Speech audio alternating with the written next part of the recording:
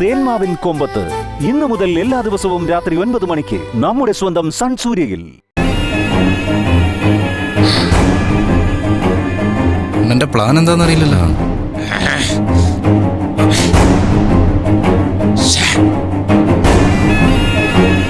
എന്തു പറ്റി അണ്ണ? അവനെ അവളെയും കണ്ടെത്തിയേ പറ്റൂ. ഇന്ന് രാത്രിക്കുള്ളിൽ രണ്ടിനും തീർക്കണം.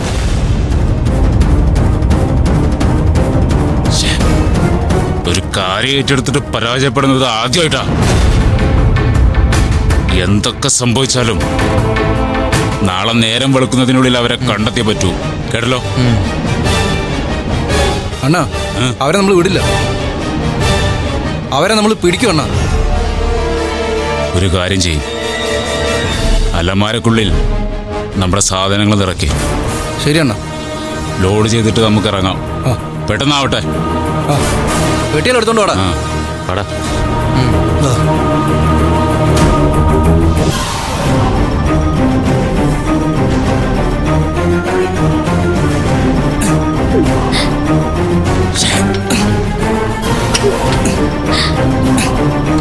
അണ്ണാ, ഇതാടാ ഡോറ് എന്തോ ടൈറ്റ് അണ്ണാ. എങ്ങനെയെങ്കിലും ഒന്ന് തുറക്കടാ.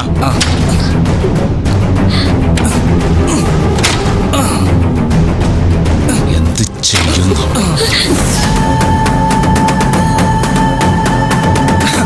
അണ്ണാ, അണ്ണാ, എന്താടാ? ദേ നോക്കണ്ണ. ഇറങ്ങി വാടി ഇങ്ങോട്ട്.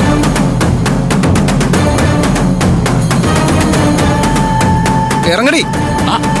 അതാണ് തേടിപ്പോണ്ടി വന്നില്ലണ്ണ. അവള് നമ്മളെ തേടി വന്ന കണ്ട.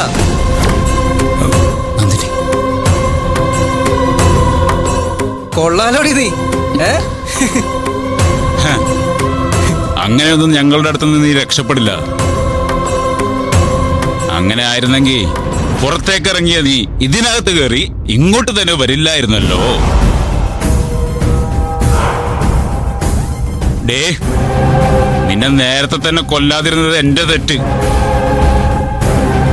പേടിക്കണ്ട, ഇനി നിനക്ക് ഒരുപാട് സമയമൊന്നുമില്ല. എന്താടി ഇപ്പൊ നിനക്കൊന്നും മിണ്ടാനില്ലേ? കാലം ബേജുവിനെ വെട്ടിച്ച് ഇന്ന് ഒരു ഒരുത്തിയും പുറത്തു പോയിട്ടില്ല. നിന്നെ പിടികൂടിയ സമയം നിന്റെ മരണം നിശ്ചയിച്ചതാ. ഡേ, നീ തിരിച്ചിങ്ങോട്ട് വന്ന സ്ഥിതിക്ക് നീ കാത്തിരിക്കുന്ന നിന്റെ ഭർത്താവിനെ കൂടി ഞാൻ ഇങ്ങോട്ട് വരുത്തും. എന്നിട്ട് ഒന്നിച്ച് ഒരേ കയറിൽ കെട്ടി തൂക്കും രണ്ടിനെയും.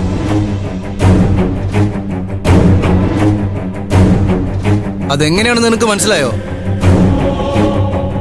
ഒരു കയറിന്റെ രണ്ടറ്റത്തും നിങ്ങൾ രണ്ടുപേർക്കും കുരുക്കിടും.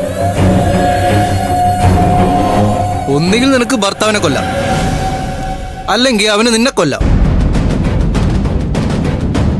അത് കുറച്ചു നേരം ഉണ്ടാവും. പിന്നെ രണ്ടുപേരും ഒന്നിച്ച് ചത്ത് മലച്ച് കിടക്കും. കേട്ടോടി? ഞാനേ നിന്റെ ഭർത്താവിനെ ഒന്ന് വിളിക്കട്ടെ.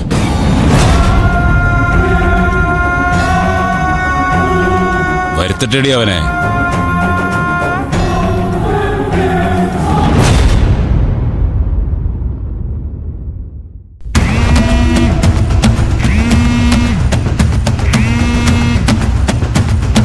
എന്താടാ, പറഞ്ഞ സമയത്ത് എത്താറായില്ലേ നിനക്ക്? ഞാൻ വന്നുകൊണ്ടിരിക്കുക. നിന്റെ ഭാര്യ രക്ഷപ്പെട്ടു എന്ന് കരുതണ്ട. അവളിതേ ഇവിടെ എന്റെ കൂടെ തന്നെയുണ്ട്. എന്നാ കേട്ടോടാ. കേട്ടല്ലോ, കേട്ടോ? നീ നന്ദിനി ഒന്നും ചെയ്യരുത്. നീ വരുന്നവരെ അവളെ ഞങ്ങളൊന്നും ചെയ്യില്ല. ഞാൻ നിനക്ക് ലൊക്കേഷൻ അയക്കാം. 10 മിനിറ്റിനുള്ളിൽ ഇവിടെ എത്തിയ നിനക്ക് നിന്റെ ഭാര്യയെ ജീവനോടെ കാണാം. അല്ലെങ്കിൽ ഞാൻ അവളെ കൊല്ലും. മനസ്സിലാടാ? 10 മിനിറ്റ്. അതിനു മുമ്പ് ഞാൻ അയക്കുന്ന ലൊക്കേഷനിൽ നീ എത്തിയിരിക്കണം.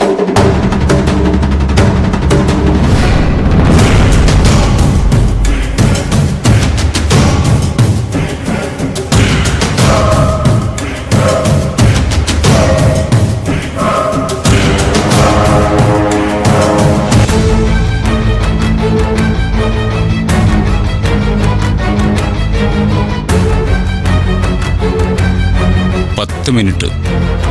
അതാണ് നിന്റെ ഭർത്താവിന് ഞാൻ കൊടുത്തിരിക്കുന്ന സമയം. അത് കഴിഞ്ഞിട്ടും അവൻ എത്തിയില്ലെങ്കിൽ നിന്നെ ഞാനിവിടെ കെട്ടിത്തൂക്കും.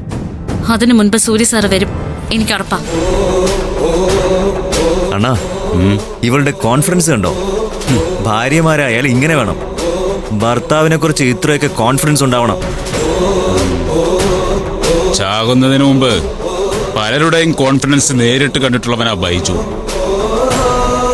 ബൈജുവിനെ കാലനെന്ന ആളുകൾ വെറുതെ വിളിക്കുന്നതല്ലടി.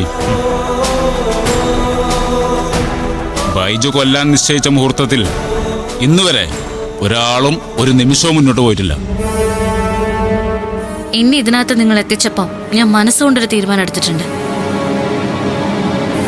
എന്റെ സൂര്യ സാർ എത്തുന്നതിന് മുൻപ് ഞാൻ ചാകില്ലാന്ന്. എന്റെ കഴുത്തിൽ സൂര്യ സാർ കെട്ടിയ താലി സത്യമാണെങ്കിൽ ഈ പറഞ്ഞ 10 മിനിറ്റിനുള്ളിൽ സൂര്യ സാർ വന്നിരിക്കും. വരട്ടടി. കാലനെ തോൽപ്പിക്കാനുള്ള കഴിവുണ്ടെങ്കിൽ അവൻ വന്നിറങ്ങട്ടെ. 10 മിനിറ്റല്ല, 10 മണിക്കൂർ അനുവദിച്ചാലും നീ ചാവുന്നതിന് മുമ്പ് അവനെ കൊണ്ട് ഇവിടെ എത്താൻ പറ്റില്ല. പറ്റും.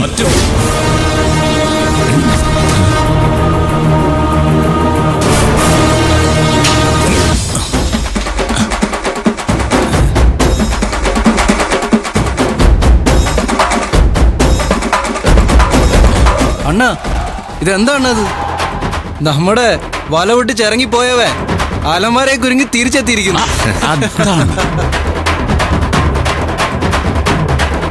നന്ദിനി എന്നെ കുറിച്ച് പറഞ്ഞൊരു വിശ്വാസമില്ലേ?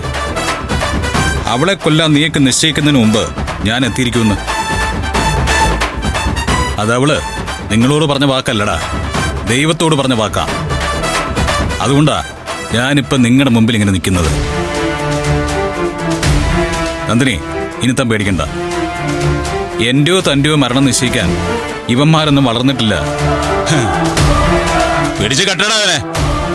പിടിടാ.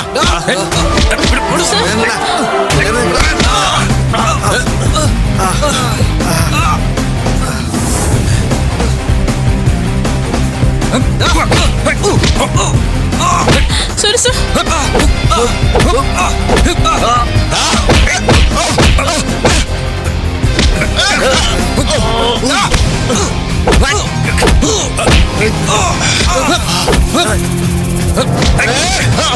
നന്ദി പോ. ഇല്ല സാർ, സാറിനെ തനിച്ചാക്കി ഞാൻ പോവില്ല. ഇല്ല സാർ, സാറിനെ തനിച്ചാക്കി ഞാൻ പോവില്ല. നന്ദിനി, തന്നോട് പോവാനല്ല പറഞ്ഞേ. പോ.